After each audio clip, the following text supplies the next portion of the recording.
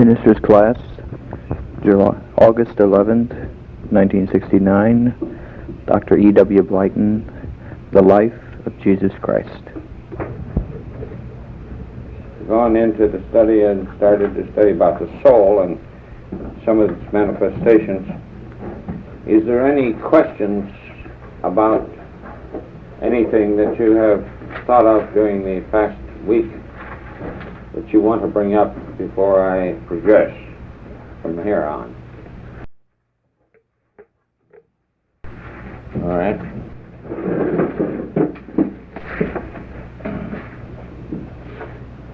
This is a sort of continuation of the work. I just want to ask a question. Yeah, go ahead. I was just wondering, when you discussed Jesus, When was this? this was the last lesson. Yes. I wanted you to say something about Mary, Mother of God. What is, what is meant by that? Well, that is the way it's stated and accepted by some of the faiths, and that would require some other explanation, which we're not ready yet for in that particular way, because that's a whole subject all in a whole. I know it's not a subject, but sometimes it does come on the street, Mary was especially prepared individual for the giving birth to the Master,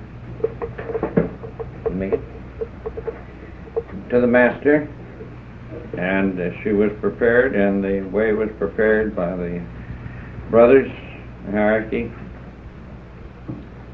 for this particular mission, to give birth to a pure one who had pure spirit and no blemishes. This is why the possibility, the humility, and the chastity of the individual's mind is possible, because there is no picking up of the earthly reactions by him while he was still in the womb. Well, is that recognizing Mary as a god? No. It is recognizing Mary as divinity. She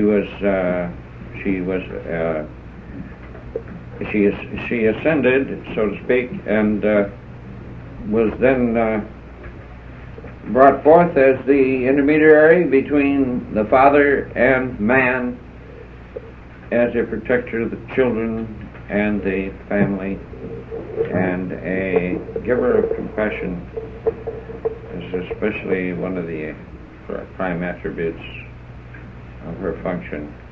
She was the feminine manifestation of the messianic being Jesus at the time.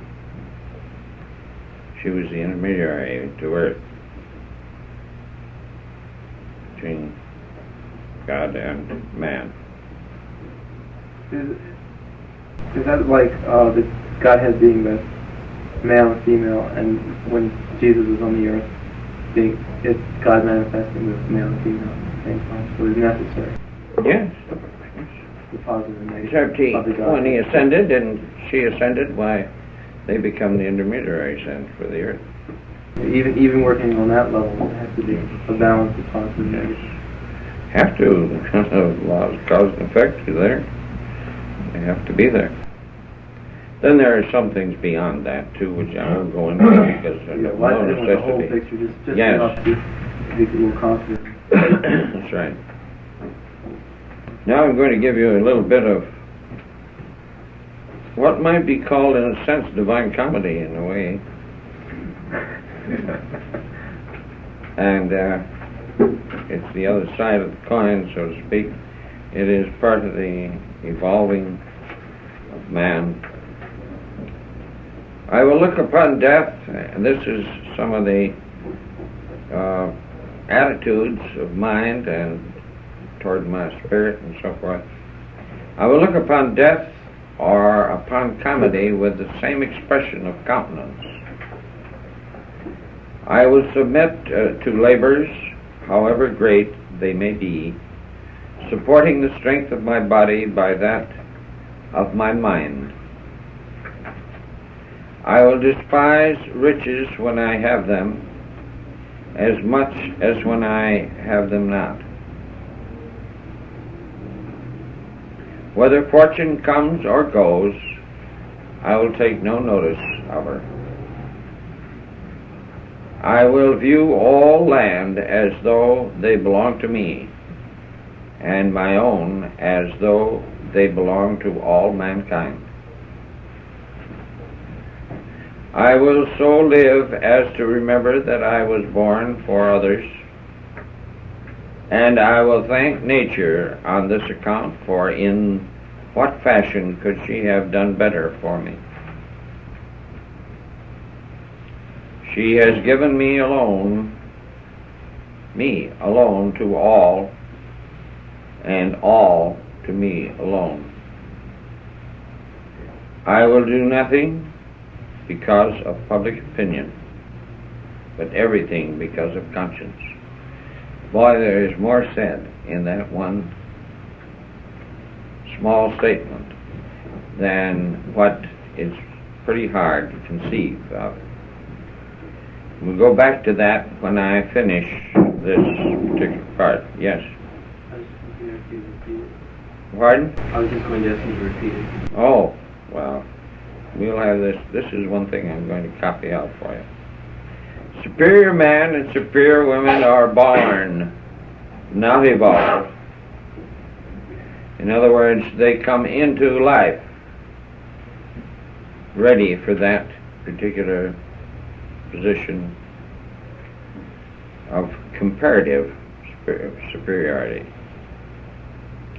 They are those whose natural thinking and concepts of life are higher and beyond the average. Didn't say they were any better. I do not believe that it is right to speak of superior man or superior woman in the sense of greater divinity. For we all have the same degree of divinity, all have the same soul of God, but there is something else in such men and women that make them above the average, something that gives them a natural or easy understanding of God and His laws, and our relation to Him. It also makes them superior in mental power, in ability to see and understand, to hear and to realize, to be intuitive, clairvoyant, clairaudient. These people become successful in life, happy, prosperous, learned, and even mighty. Often some special mental training is necessary to help them attain greater godhood.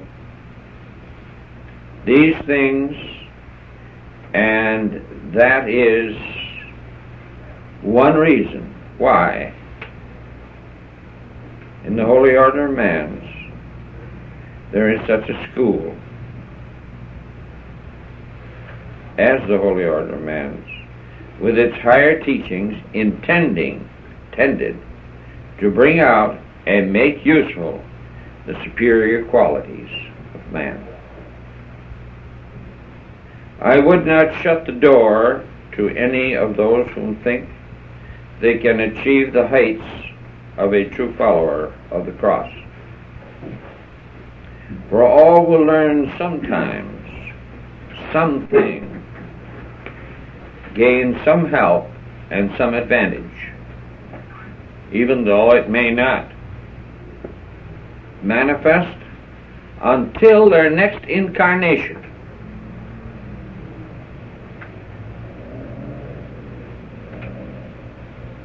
What you think about that? We'll talk about it later. This brings me to a point I wanted to make a moment ago. Why are some people superior? It is because of higher attainment in the last incarnation. We begin in each incarnation where we left off in the last, and a little higher. As childhood develops in us the ability to think, we acquire certain tastes, likes, dislikes, and later we learn to sit alone and think, meditate. We find that we are becoming conscious of the attitudes of mind, and we had to choose of our own last incarnation. If the last one ended with high aspirations, noble thinking, and longing for a greater knowledge and a greater happiness, with no bitterness toward mankind, no hatred toward enemies, no sinful desires, no injustices, no cruelty, then early in this incarnation, this same higher, superior, or superattainment or development will have come forward regardless of the place of our birth, of our environment, our station in life, our wealth, or our outer education. In this sense, we are not all born equal. And because of this fact, our present life is due to a great extent to what we made it in our last incarnation. Of course, there are those who start life early in this life to overcome the bad effects of the last incarnation, and finally end this one. The end of this one is a much higher state than they came into it. They are the ones we all want to help. And our order is the one best institution on earth for doing such work, because we have no prejudice. However, when it comes to our real workers, those whom constitute the backbone of our order, who are its loyalists and its royalists, they must be found amongst those who prepare themselves in the last incarnation and who constitute the supermen and women of today and of the next 7 generations. It means everything that is heartily discouraging to others. Did you ever stop to think that there is nothing so thankless in the world as devoting yourself to a humanitarian work? If you develop yourself to where the healing gift is easy to apply, and you quickly and conveniently go about giving personal treatment or absent treatment, that you are almost like a miracle. You will find that seldom do the sick express the words, "Thank you," when they are well. They may even say, as I have heard them say so many hundreds of times, "Perhaps I was not as sick as I thought I was." Or, "Perhaps nature would have cured me anyway." When so little thanks or appreciation is expressed, when health has been helped in other persons' problems, and attitudes of the masses seemed to be that if a person has any divine power expressing thought in him, then it is a gift to God and is no credit to him, and he should not be thanked for his efforts or for the possession of such gift. It is as though God bestowed these gifts on one without that one using any effort to be prepared or to be worthy.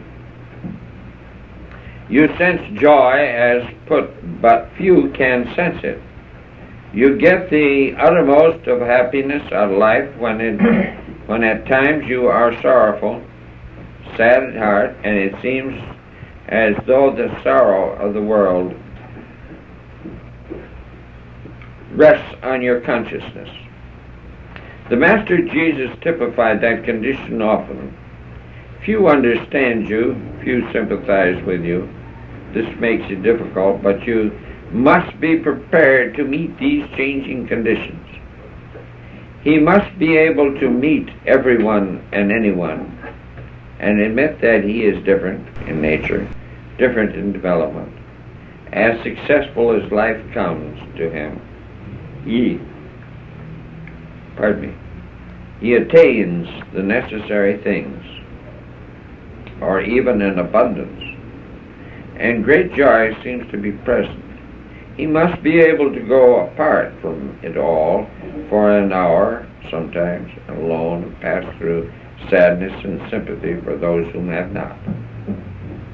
Those who are in sorrow and pain. We must be ready and anxious to share his abundance, for he knows that if he does not share some of it, it will all be taken from him, and when he again desires what is necessary,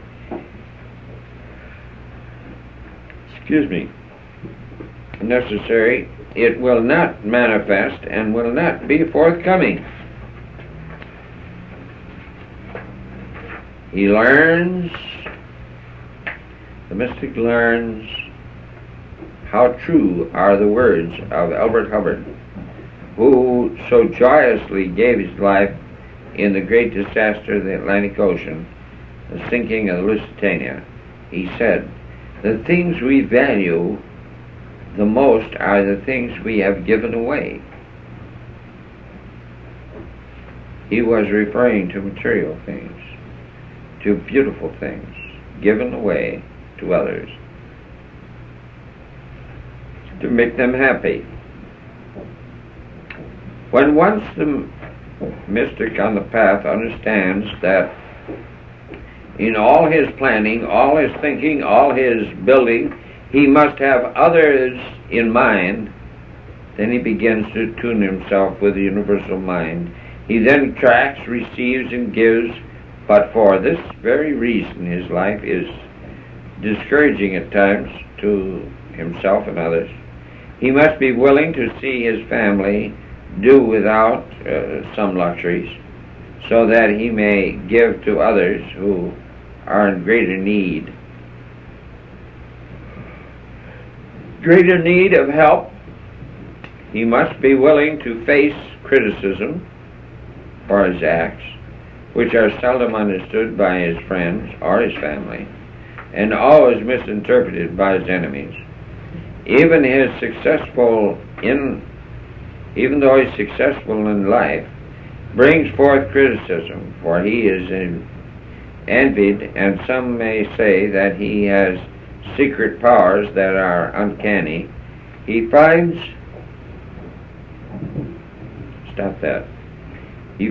his greatest trial, however, in becoming a loyalist to the order. Well-meaning friends, not knowing the true value of his presence and affiliation, will recommend that other channels for his altruistic activities. He may yield, believing that they may better widen his scope of activities and that he might better help humanity through diversified methods.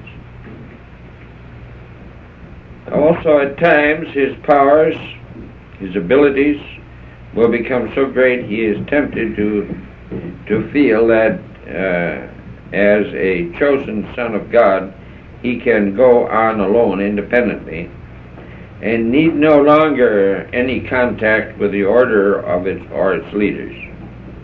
This, as some have learned, is a serious mistake. A true adept, one whom has reached far heights and development in his mastership of the principles and the mysticism, never cuts himself off from another brother, worker, or instructors, and the order. He realizes that in a cosmic sense, this display of ingratitude and a lack of true mystical spirit of humility, almost all who have done this have severed the golden thread that has helped to keep them in attunement with the cosmic. It is not because they have severed connections with the order that such a thing comes about, but rather because of the particular reason they did so. One of the points of family discussion is not infrequently religion or religious rites. One member of the family may be an Orthodox creedist and an ardent supporter of the church or an order and its rites, which is in itself is proper. Each individual has a right to gravitate to those religious conceptions which it is possible for him to accept in accordance with the God of his heart. It is entirely improper, however, for such person to impose his views upon another whose consciousness can embrace a higher or at least a different understanding of nature and of God. Did you reach out then? Did you reach out with a question? No. Oh. Immortality, life and death, and other philosophical religious states of human existence and the afterlife. The more progressive members of the family may be compelled to further his spiritual studies and investigations secretly. He may have taken the bold step of breaking his affiliations with the family religion, not criticizing it, but after not practicing one creed because inwardly he cannot accept it. Such a person may also sincerely wish that upon his final transition he may receive a certain funeral ceremony, that is, that such rites be performed for him as are commensurate with his views while he is still living. There's hardly a man whom is such a hypocrite that to himself he will profess an interest in certain doctrines and beliefs, and at the time not care whether the disposal of his body is consistent with what he professes to believe. If perhaps his life is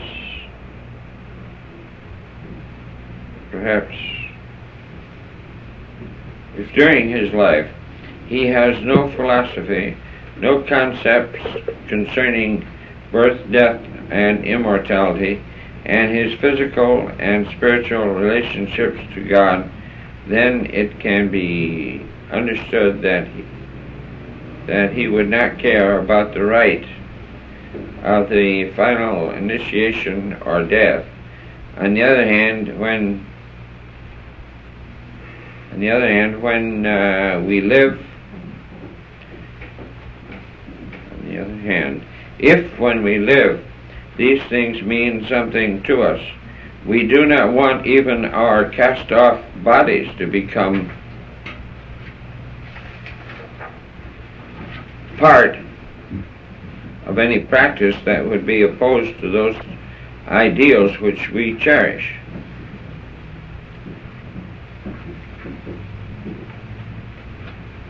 Well, I'll break there for the moment.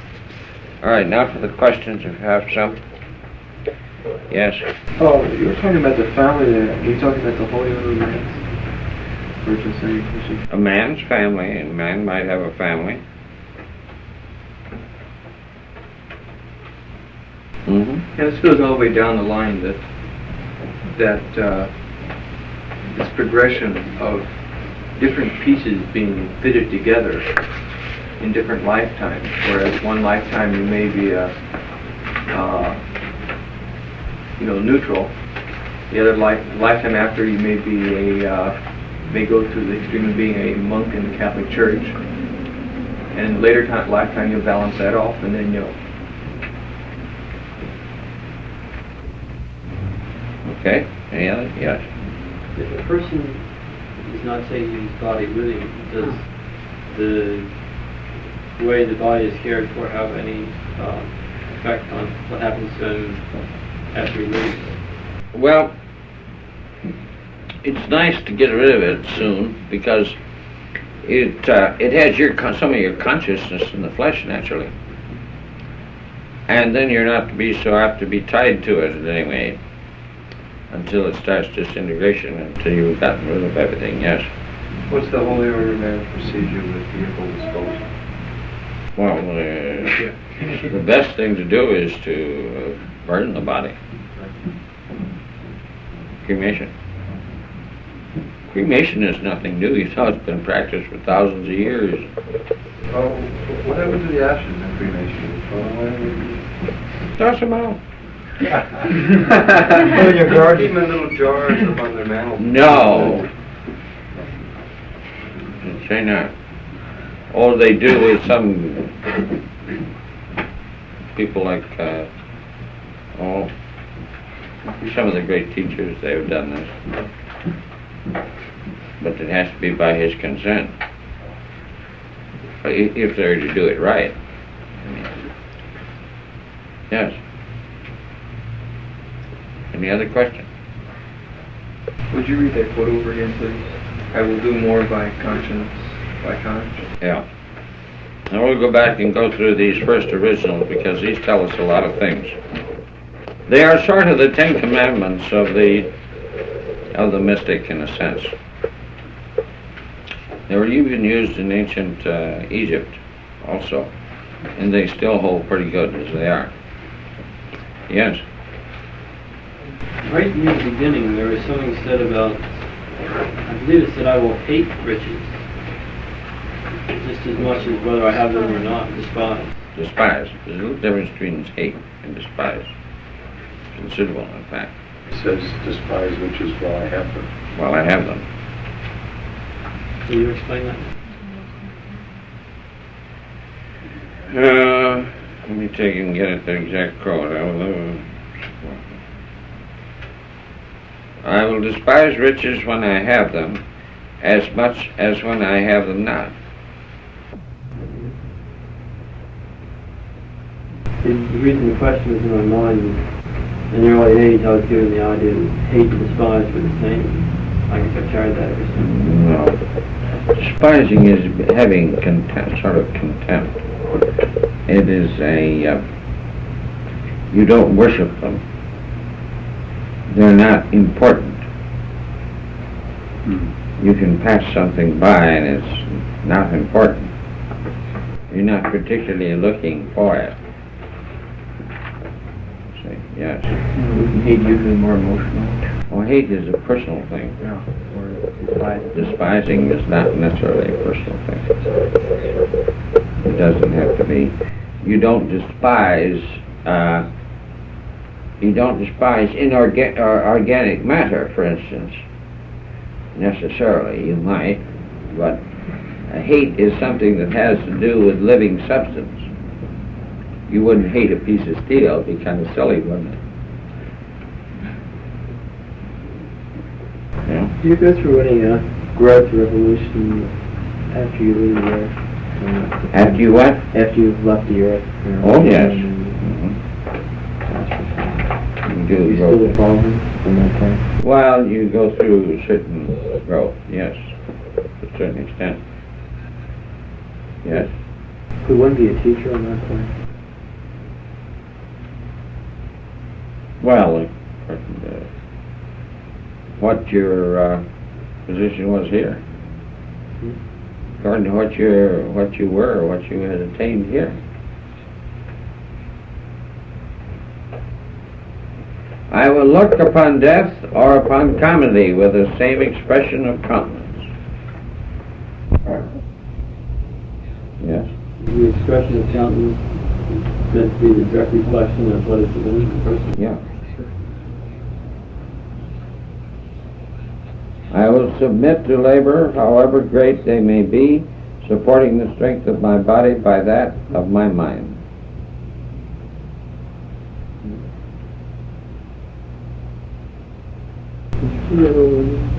I will submit to labors, however great they may be, supporting the strength of my body by that of my mind.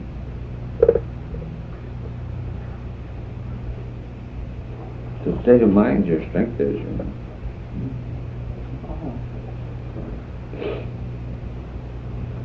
I will despise riches when I have them as much as when I have them now. We just had that.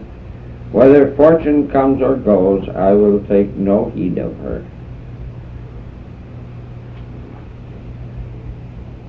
Yes. Did you say we were going to get a copy of this? Yeah. Yeah. Yeah.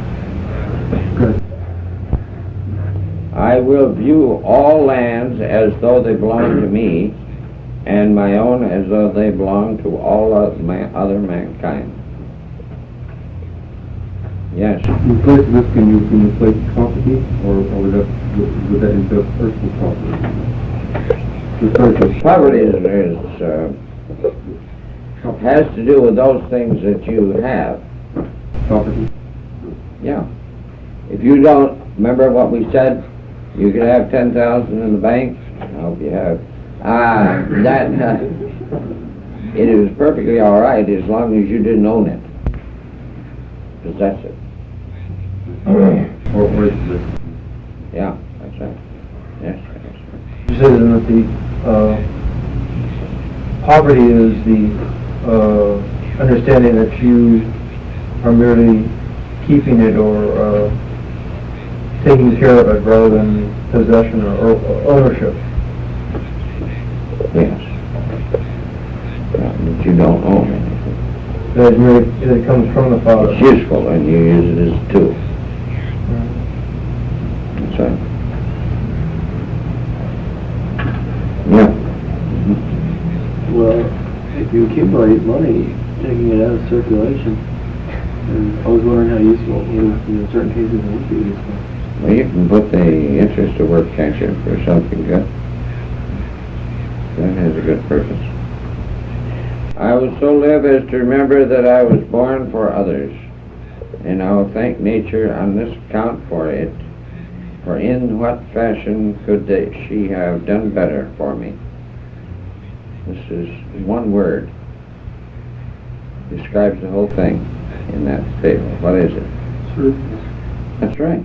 Service. She has given me alone to all, and all to me alone. What does this mean? Somebody know? Servant rule. What? The servant rule. This is rule.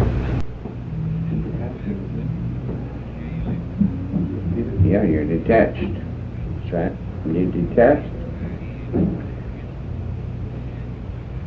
It's also like a temporary state, too. Yes, it's a brotherhood, state of brotherhood. You are brother to all, and they're all brothers to you. I will do nothing because of public opinion, but everything because of conscience. What is that talking about? Yes. Yeah, it's talking about mass mind. Not being... That's right. It's also, it says, but everything because of conscience. That's because of divine guidance within, yes. What? A being? Yeah. That's right. Listening to Yes. yourself. It means serving God instead of trying to please man. That's true. That's true. Can't serve God and mammon too. that's concerned.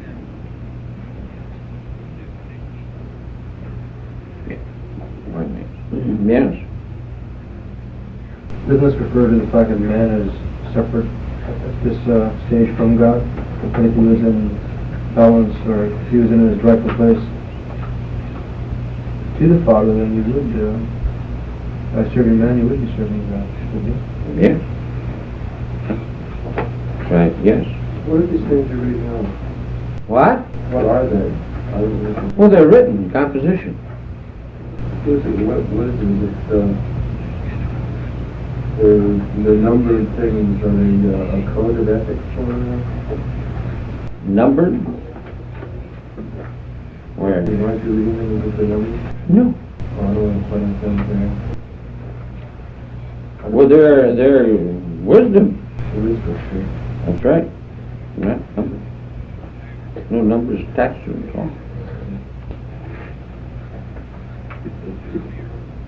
Unfortunately, though such people hope and inwardly desire that their wishes and ideals be fulfilled and realized, they do nothing about them except wish.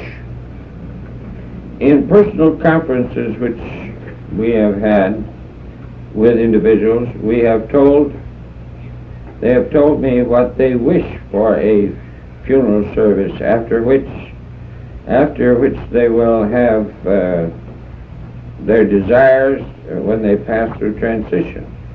They have stated that their mystical concepts, or whatever their belief, prohibits them from having their body interned, that is, buried in a coffin in the ground to disintegrate slowly, or to have any attempt made to preserve them indefinitely or embalmed, or the embalming process. They have related that they are in agreement with the funeral rites which in the explanation suggest cremation, so that the ashes may be returned in a short time as possible to the original elements of matter hence they came. They have further stated that they realize that the soul becomes separated from the body at death, and that any attempt to preserve the body thereafter is contrary to the cosmic law.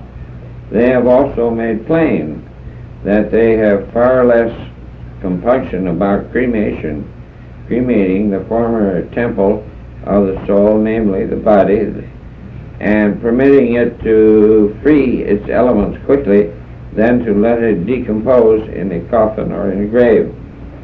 It is admitted that this is a controversial religious and mystical subject. The problem here is not whether one is right, that is, cremation or burial. The other wrong, rather, that it is right for the individual to have his body disposed of after death in a manner consistent with his beliefs and in accordance with his own expressed desires. I've asked such individuals if they had a will. Sometimes they said, smiling, said, I have not, and I am not an influent person. I have no great property. Why should I make a will? Such persons labor under the mistaken impression that making a will implies a kind of concept that one is an important personage or very wealthy.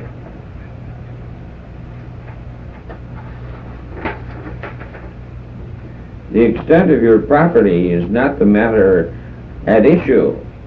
You may not have more than $100 worth of possessions, yet you do want them given to those you love, honor, and respect. You want those properties committed to others after your demise, as you would do with them yourself, if you were giving them away after your death. If you have books that are rare, for example, or which you treasure, you would not want them to come into possession of one who had such a poor consciousness of mind. In literature, that the volumes would be buried beneath a pile of discarded articles in an attic or in a basement. There is no way you can have any assurance that such will not be done unless you leave a will. Even if you have no possessions to leave as an inheritance, real estate or personal, unless you arrange to have your wishes regarded, your funeral rites respected, such ceremonies may be conducted as would be completely opposed to what you have wished.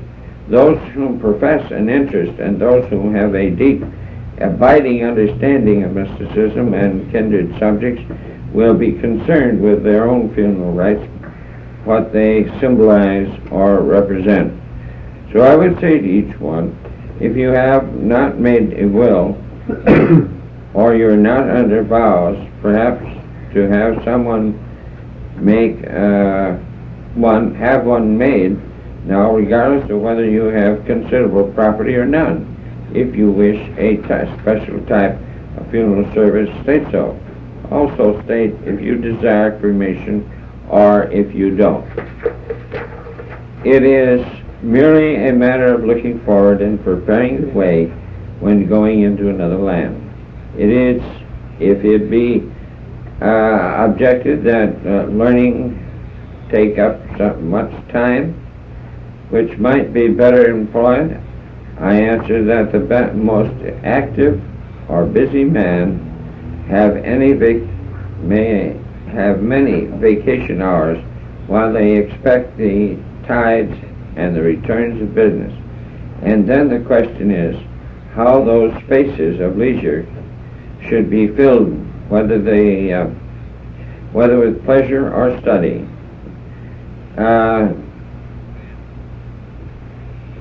Being one of the great philosophers said that being taunted by Erchimes of man of pleasure, that his speeches melt of the lamp. Very, very prettily restored. There is a great difference between the object which you and I pursue by lamplight. No fear, therefore, that learning should displace business, for it rather keeps and defends the mind against idleness and pleasure, which might otherwise enter to the prejudice both of business and learning. And doubtless, learning makes the mind gentle and placable to government, whereas ignorance renders it curlish and mutinous. And it is always found that the most barbarous, rude, and ignorant times have been most tumultuous changes and reactions. You can repeat it many times, anytime you wish, by going back over that related ceremony. When you do, try to discern this. How much have you advanced since that last incarnation? You will see yourself as you were when passed out of the last incarnation. By looking into the eyes of that personality in the mirror, you attune yourself with it for a few seconds.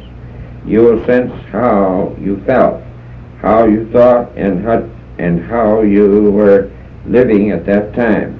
Most of you will find that you have made a wonderful advancement and that you will want this incarnation to bring as much of such advancement as possible.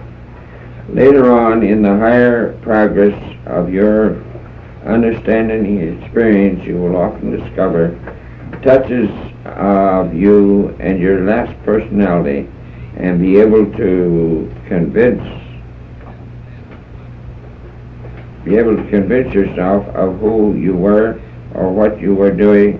No one can do this for you as perfectly as you can do it for yourself when the time comes.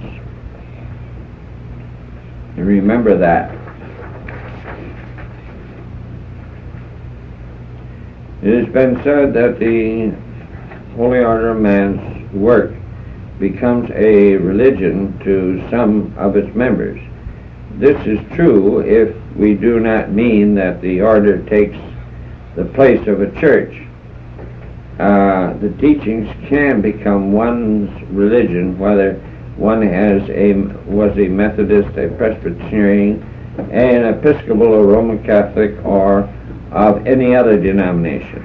The teachings do not interfere, for they contain all of the truth, all of the law, and all of the principle that makes for a religious worship and reverence toward God. The higher teachings of our order do more than any other school of thought to inspire the Bible reading and study, together with the readings of all such sacred literature. It is the fact that the attained member of the Holy Order of Man will have a most holy and intimate knowledge of God and God's law.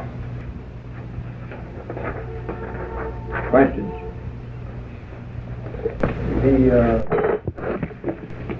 The use of picking up things from your most recent incarnation, the past one. I'm not sure how you meant that this understanding of it is used. Can anybody else answer that?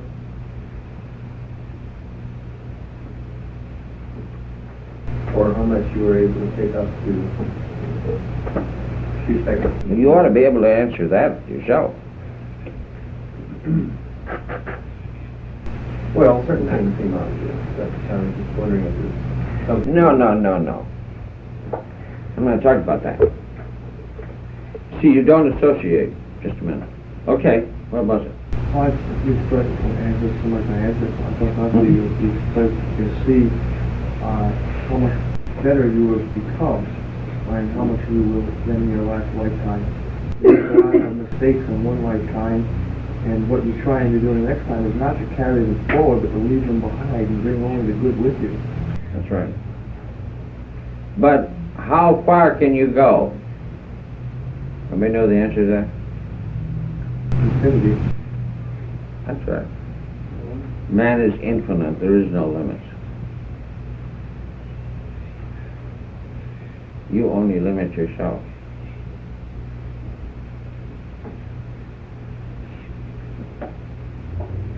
What I'm saying to you is that, be right with you. What I'm saying to you is that all of your problems, you have them because you want them. And if you didn't want them, you wouldn't have them.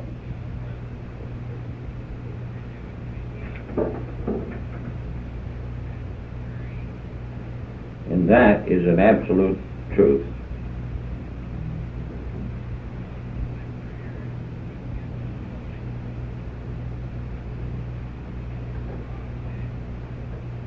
Do you understand that? Why? All right, John. The only reason we have problems is because we create them in our mind and make them problems. That's right. That's right. The person who creates the problem, he does so through an attempt on his part to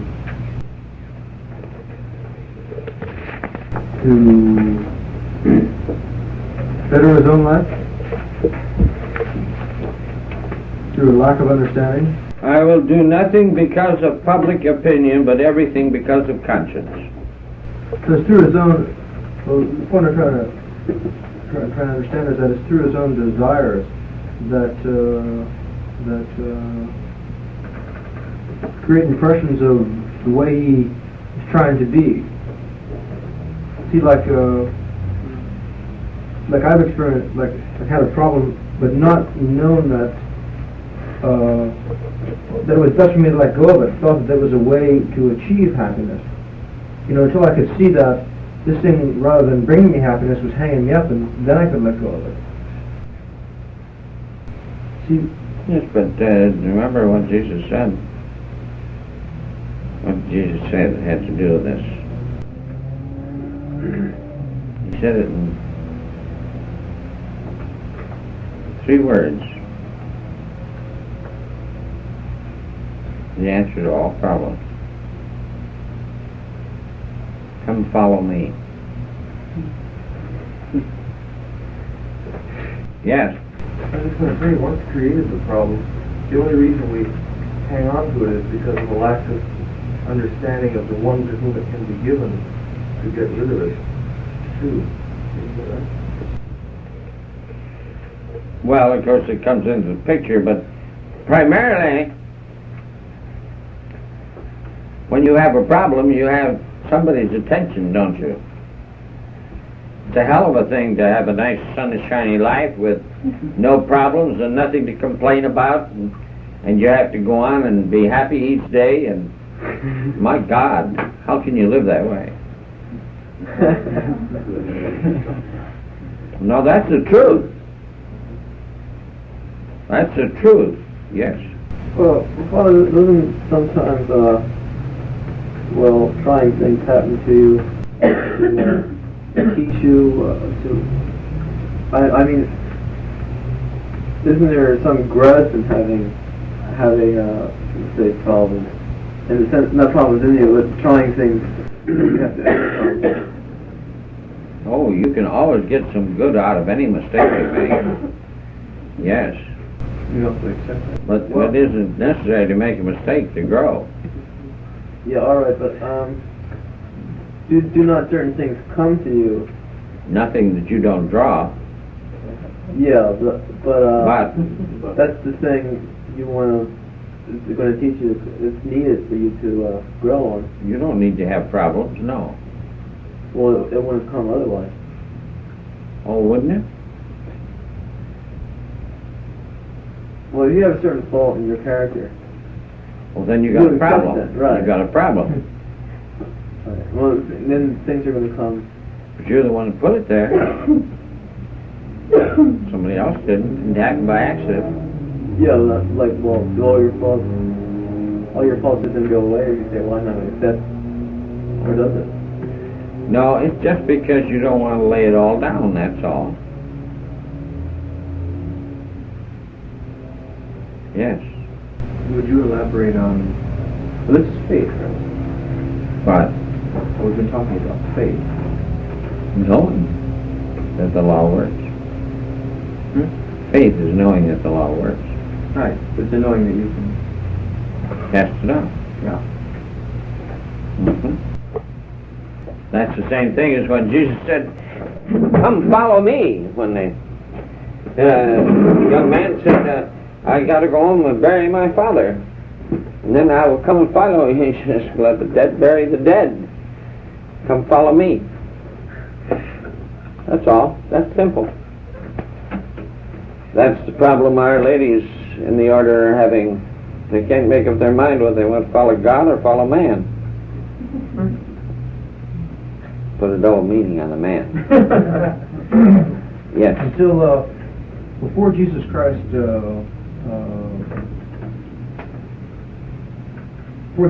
came to this planet, what was the path that the mystic followed? Same path. The path of service. Yeah? But it was much more difficult because you didn't have a specific... He had to reach directly to the Christos.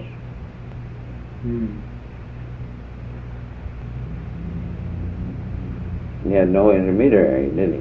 How about Isis? Was that... Who was Isis? she was the... Lord of Earth. Yeah. Mother of Earth.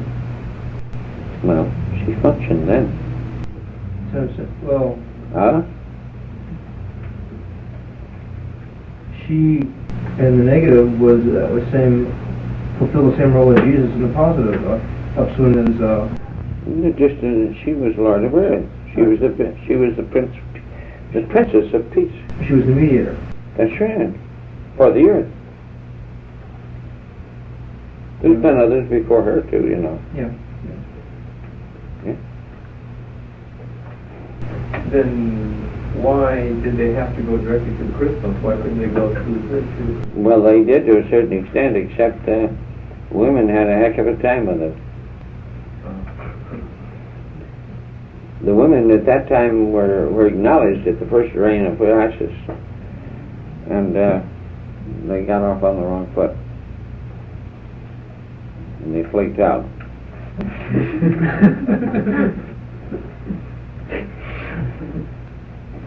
But this is true. That's why man dominated the earth, because there was a feminine power in control of the earth. Yes? Who's going to dominate the earth now? Women will come up equal to the man. Equality. Really mistaken. Because don't forget, Jesus manifests both qualities. Our predominantly male still manifests both qualities, because he came in a pure body and mind. See? Now, one of the things that we've all got to do, I see this thing pointing itself out very strongly here, and that is the fact that simple truths don't mean very much to us. It's very difficult for us to take a simple statement and put it to work and make it answer our questions in a more complex pattern. Now, the complex pattern is only in the complexity in your mind. It isn't in reality. It isn't in reality that it's complex. It's complex only in your mind. That's because you've been used to thinking that way. You don't go back to the cause. As I said to a person the other day, if a person is ill, you go back to the cause and try and find out why the illness. You can find out, you don't have to try. You find out why the illness. And you don't treat the illness, you treat the cause. And therefore the individual is as well. Jesus treated the cause. Arise!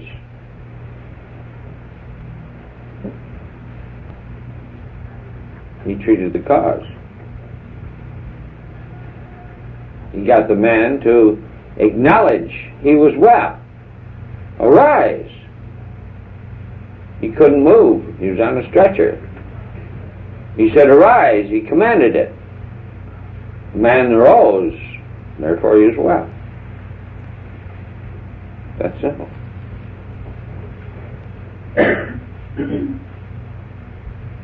If you know, it will work.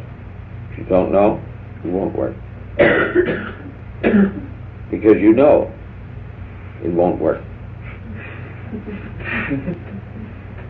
You see?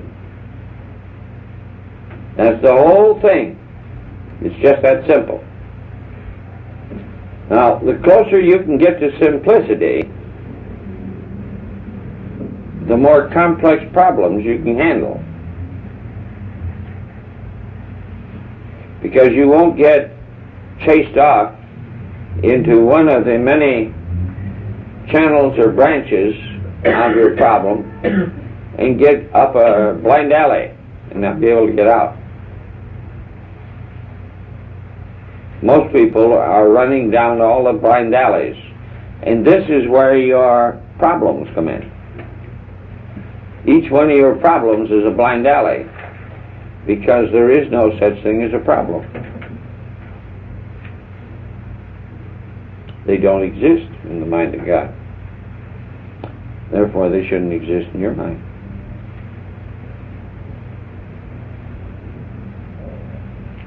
And because they shouldn't exist in your mind, therefore you are in error when you accept them.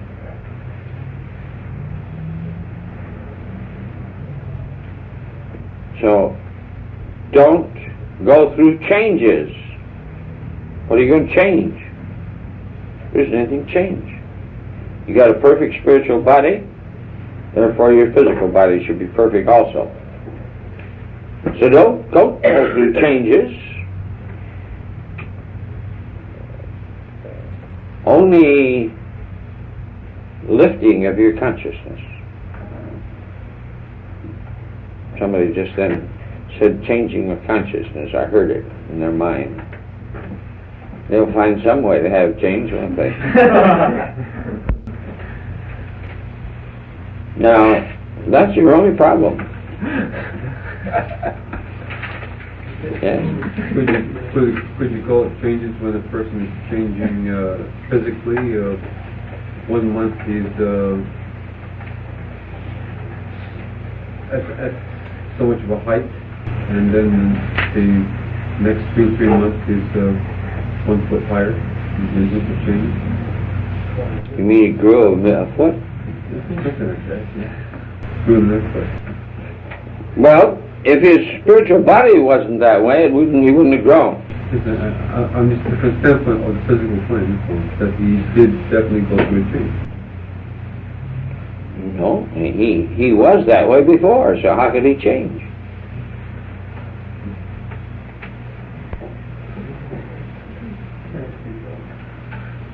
Yes. In other words, so much of what we go through is just a leveling out. No, it's just very simple. It's just becoming conscious that you're not that way. Yeah, I mean, a balancing so that the physical body matches the spiritual. That's right. No, something by leveling out. Yes. Is there such a thing as a change? There is as epigenesis. Yeah, well, that's growth. That's growth. But it's not really a change. No. So there is really no change in that. No. 20,000 years ago, we went through the same thing that we're going through today, in another age. Oh,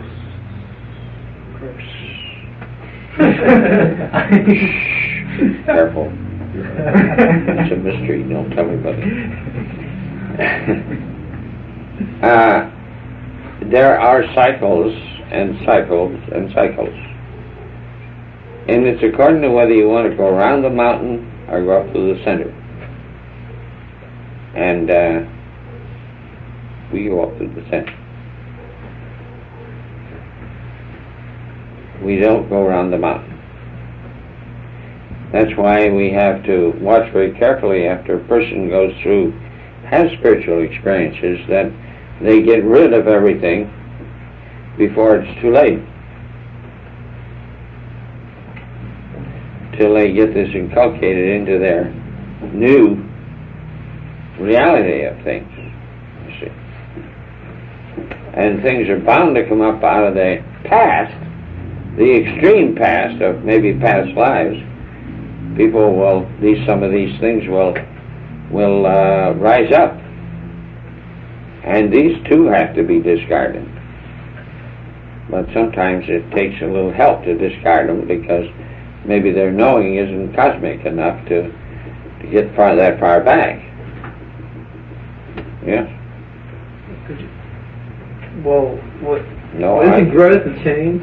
What? Isn't growth a change? No.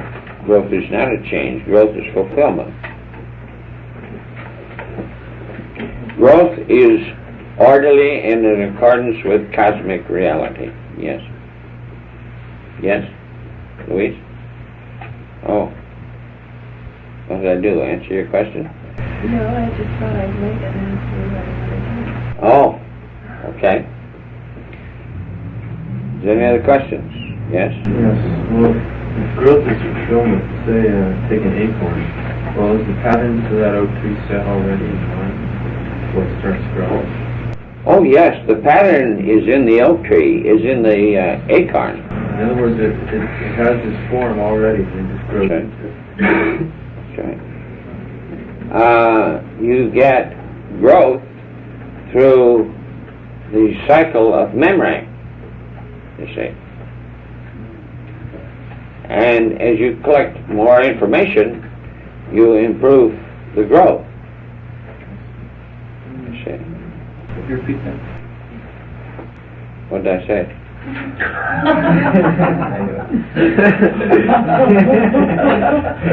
I'm not teaching this class, young man. Don't forget that. No, I said growth is the cycle.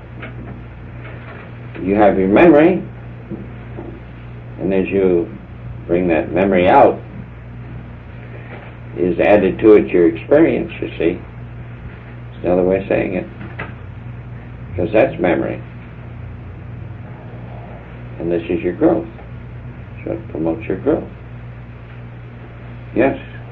If there's nothing new and this has all happened before, does that mean it's all going to happen again? To who? Okay, let's answer my question. Now, I suppose that after, I mean, if everybody gets back to the mind of the Father, they all realize. It's kind of interesting, I guess. I don't know, but you have an awful lot of fun along the way.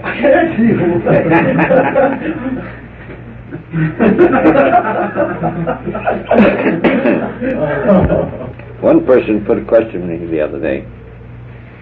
I won't mention names, but well, they're not here anyway tonight. They said, "Well, if you become a teacher, what are you going to do about it when you leave here?" And I said,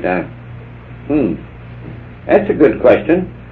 I said, well, he said, will you go someplace else and work? I said, well, I think so, but I'm going to take a vacation first. And he looked at me rather astounded, and he said, no, seriously, Father, what are you going to do? I said, I told you I was going to take a vacation. And he said, you speak of it just if you were going on a trip. I said, sure. I'm going on a trip. I intend to go back someplace where I know what life is like, and then I'm going to stay there for a while. There's nothing unusual about that. Anything that happens in this life is a reflection of a higher life and a higher form of life on a lower level vibration.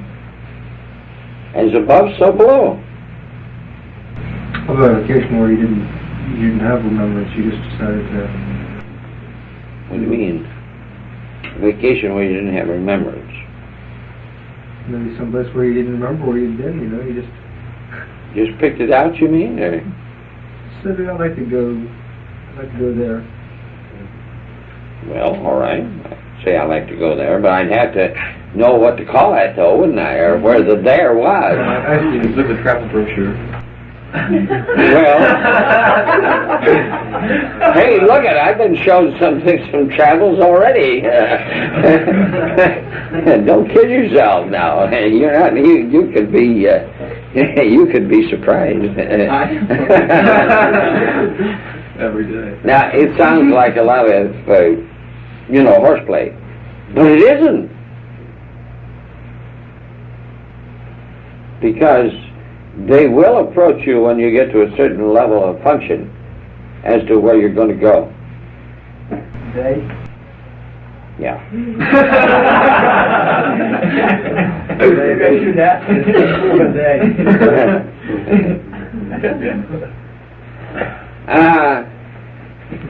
You will, any of those that make it here and go into the work, you will be approached before your time comes to leave here. If you fulfill and don't flake out, you will be approached as to where you're going and what you're going to do. You will be told and you'll be asked. You will be approached as to what you're going to do. Choice still is maintained. I didn't have to come here. But once I pick it,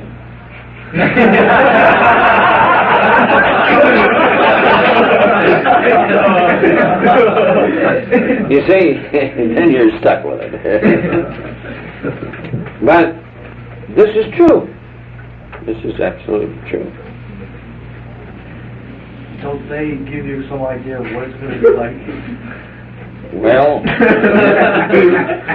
catch you when you're feeling good. well, you have the general idea what the job is, but sometimes you get stuck with a few little addendums to it. They come along, but that's all right. When it's Growth? huh? Feel a little growth? I wouldn't call them gross exactly. I'd say they were orders.